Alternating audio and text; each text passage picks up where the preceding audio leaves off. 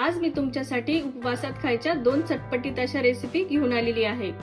या दोन्ही रेसिपी जरी आपण एकाच पिठापासून बनवत असलो तरी 2 वेगवेगळ्या पदार्थाची स्वतःची अशी एक टेस्ट आहे। तर या नवरात्रीमध्ये या रेसिपी तुम्ही नक्की ट्राय करून बघा। नमस्कार, मी दीपाली फूड जंक्शन मध्ये तुम्हा सर्वांचं अगदी मनापासून स्वागत।